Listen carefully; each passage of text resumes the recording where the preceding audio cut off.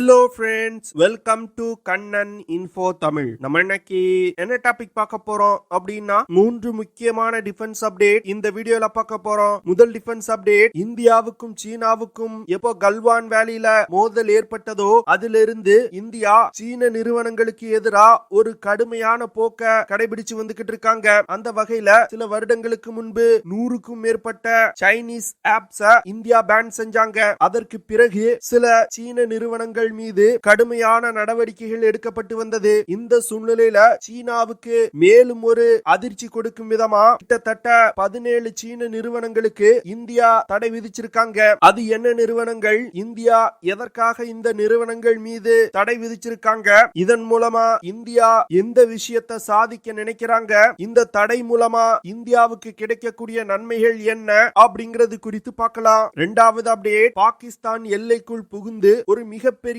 தாக்குதல் நடைபெற்றிருக்கு. இந்த தாக்குதல்ல ஒரு முக்கியமான தளபதி கொல்லப்பட்டிருக்காரு. எதற்காக இந்த தாக்குதல் நடைபெற்றிருக்கு, இது பாகிஸ்தானுக்கு எப்படி ஒரு மிகப்பெரிய பின்னடைவு அப்படிங்கிறது குறித்து பார்க்கலாம். மூன்றாவது அப்டேட், இந்தியா ரவி ஆற்றின் குறுக்கே ஒரு மிகப்பெரிய அணையை கட்டியிருக்காங்க. இதன் மூலமா பாகிஸ்தானுக்கு ஒரு மிகப்பெரிய செக் வச்சிருப்பதா டிஃபென்ஸ் எக்ஸ்பர்ட் சொல்றாங்க. அது மட்டும் இல்லாம பஞ்சாப் மற்றும் ஜம்மு அண்ட் காஷ்மீர் மாநிலங்களுக்கு இந்த அணை மிகப்பெரிய அளவுல உதவி செய்ய போறதா சொல்றாங்க. இந்த அணையோட முக்கியத்துவம் என்ன, எப்படி ரவி ஆற்றின் குறுக்கே கட்டப்பட்டிருக்க இந்த அணை மூலமா பாகிஸ்தானுக்கு இந்தியா செக் வைக்க முடியும் அப்படிங்கிறது குறித்து நம்ம டீடைலா இந்த வீடியோல பார்க்கலாம். நம்ம சேனல்ல டிஃபென்ஸ் மற்றும் ஜியோ பாலிடிக்ஸ் சம்பந்தமா தினம் ஒரு வீடியோ பப்ளிஷ் பண்ணிட்டு இருக்கோம். உங்களுக்கு நம்ம சேனல்ல பப்ளிஷ் பண்ணக்கூடிய வீடியோஸ் பிடிச்சிருந்துச்சுன்னா சேனலை சப்ஸ்கிரைப் பண்ணி சப்போர்ட் பண்ணுங்க.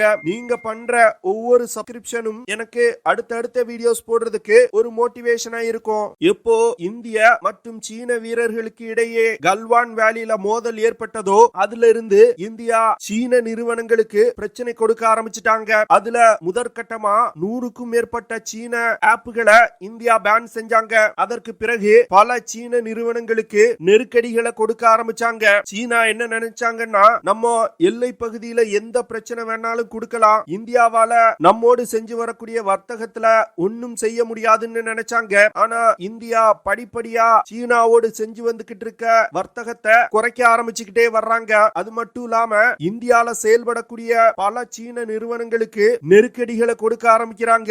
இந்தியர்களும் கல்வான் வேலி மோதலுக்கு பிறகு சீன பொருட்களை பயன்படுத்துவதை பெருமளவுல குறைக்க ஆரம்பிச்சிட்டாங்க. இந்த சூழ்நிலையில தான் சீனாவுக்கு மேலும் ஒரு பேரிடிய இந்திய அரசாங்கம் கொடுத்திருக்காங்க. கிட்டத்தட்ட 17 சீன நிறுவனங்கள் இந்திய அரசின் டெண்டர்கள்ல பங்கேற்பதற்கு தடை விதிச்சிருக்காங்க. அதாவது இந்த சீன நிறுவனங்கள் இந்தியாவுடைய மிகவும் முக்கியமான அரசு நிறுவனங்கள்ல டெண்டர்களை எடுத்து தங்களுடைய ப்ராடக்ட்ஸை சப்ளை செய்யறாங்க. இதன் மூலமா பெருமளவுல லாபத்தை ஈட்டுறாங்க. அது மட்டும் இல்லாம இந்திய அரசு நிறுவனங்களை தாங்கள் சப்ளை செய்யக்கூடிய ப்ராடக்ட் மூலமா உளவு பார்க்கவும் வாய்ப்பு இருக்கு. இதன் காரணமாக தான் இந்திய அரசின் டெண்டர்கள்ல இந்த 17 சீன நிறுவனங்கள் பங்கேற்க முடியாது அப்படின்னு அறிவிச்சிருக்காங்க.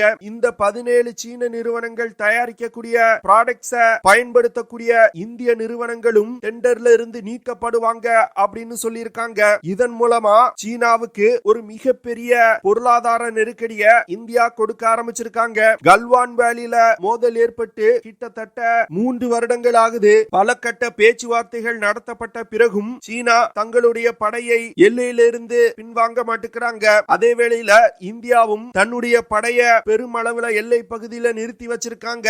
XP pen, hi vision, Hikvision, Lenovo, Dahua, Lava, automate, Xolo, Airpro, grand stream, Vtech, real time, max hub, Nokia, Domino, reporter, டைரோ போன்ற 17 சீன நிறுவனங்களுக்கு இந்திய அரசாங்கம் தடை விதிச்சிருக்காங்க. இதன் மூலமா இந்திய அரசு நிறுவனங்கள் மற்றும் இந்திய அரசு நிறுவனங்களுடன் தொடர்புடைய தனியார் நிறுவனங்கள் இந்த 17 நிறுவனங்கள் தயாரிக்கக்கூடிய ப்ராடக்ட்ஸை பயன்படுத்த முடியாது. போன வருடம் சண்டே கார்டியன் அப்படிங்கிற பத்திரிகை எப்படி இந்திய அரசு நிறுவனங்கள் மற்றும் இந்திய அரசு நிறுவனங்களுடன் தொடர்புடைய தனியார் நிறுவனங்கள்ல சைனீஸ் ப்ராடக்ட்ஸ் அதிக அளவுல பயன்படுத்தப்பட்டு வருது அப்படின்னு செய்தி வெளியிட்டு இருந்தாங்க.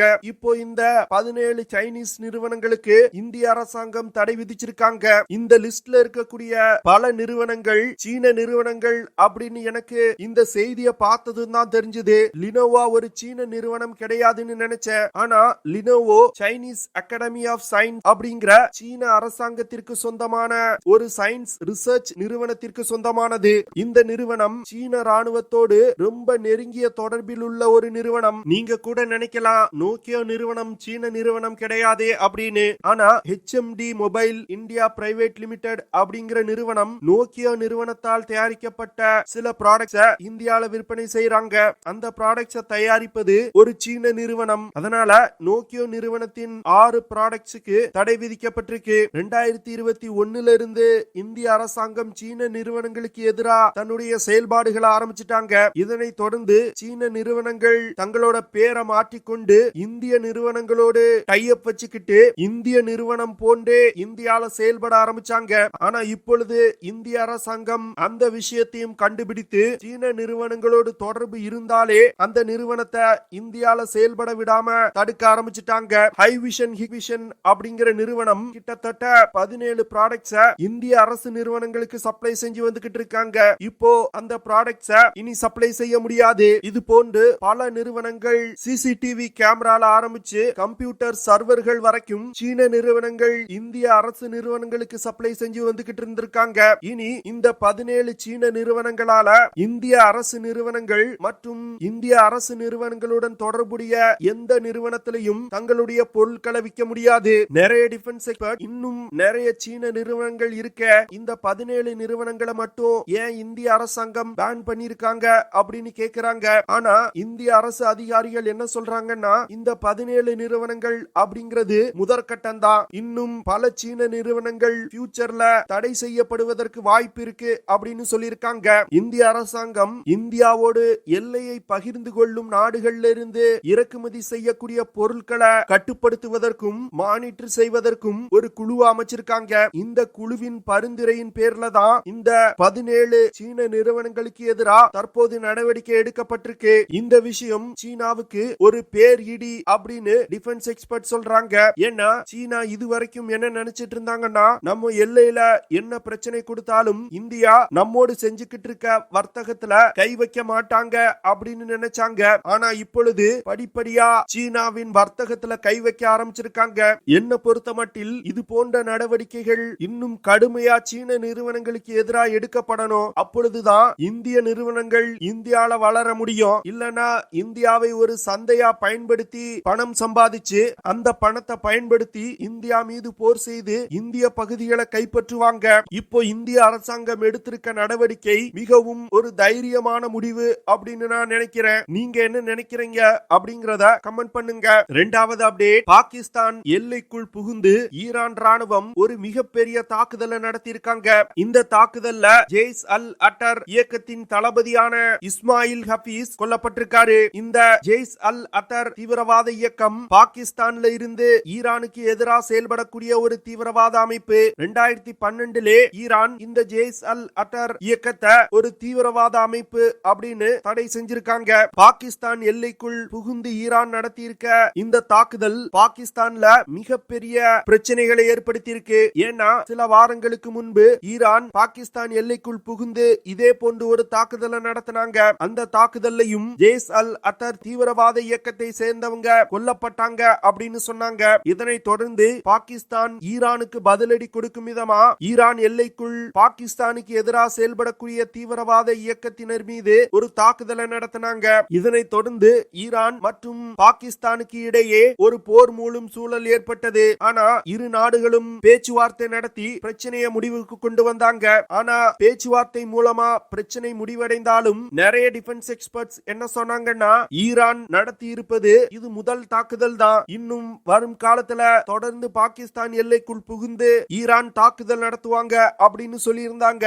அதே போன்று தற்போது ஈரான் மறுபடியும் பாகிஸ்தான் எல்லைக்குள் புகுந்து ஒரு தாக்குதலை நடத்தி இருக்காங்க. இந்த தாக்குதலை ஈரானிய ஊடகங்கள் உறுதி செஞ்சிருக்கு. இதன் மூலமா மறுபடியும் பாகிஸ்தான் மற்றும் ஈரானுக்கு இடையே பிரச்சனை ஆரம்பிச்சிருக்குன்னே சொல்லலாம். பாகிஸ்தான் ஈரான் மீது ஒரு பதில் தாக்குதல் நடத்திட்டு இந்த பிரச்சனை இதோட முடிஞ்சிரும் அப்படின்னு நினைச்சாங்க.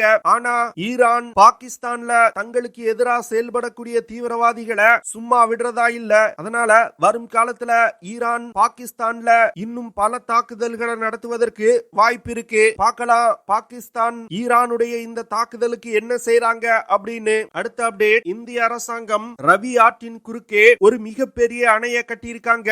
இந்த அணை 1996 வருடத்துல இருந்தே கட்டப்பட்டு வந்தது. திரு நரசிம்மராவ் அவர்களால் இந்த அணையை கட்டும் பணி தொடங்கி வைக்கப்பட்டது. ஆனா ஜம்மு அண்ட் காஷ்மீர்ல ஆட்சி செஞ்சிட்டு இருந்த பிரிவினைவாதத்தை ஊக்குவிக்கக்கூடிய அரசாங்கங்கள் இந்த ப்ராஜெக்ட செயல்படுத்த விடாம தடுத்து வந்துகிட்டு இருந்தாங்க.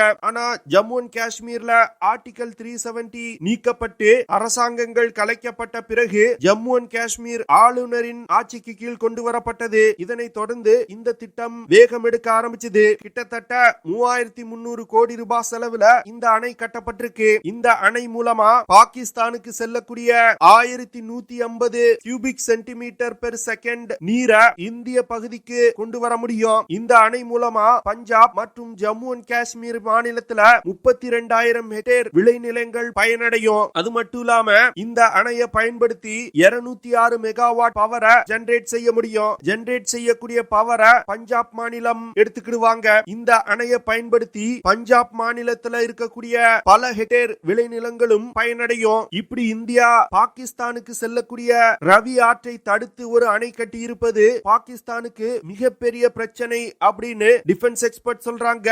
ஏன்னா இந்தியா நினைச்சா இந்த அணையை பயன்படுத்தி வரும் காலத்துல அதிக நீரை தங்களுடைய பகுதிக்கு டைவர்ட் செய்து கொள்ள முடியும். இதன் மூலமா பாகிஸ்தான்ல தண்ணீர் பிரச்சனை வருவதற்கும் பஞ்சம் வருவதற்கும் வாய்ப்பு இருக்கு. அதனால இந்தியாவோட கருணையில தான் பாகிஸ்தான் விவசாயிகள் இருக்கணும். இந்தியா இது போன்ற ப்ராஜெக்டுகள் எல்லாம் செஞ்சிருக்கவே மாட்டாங்க.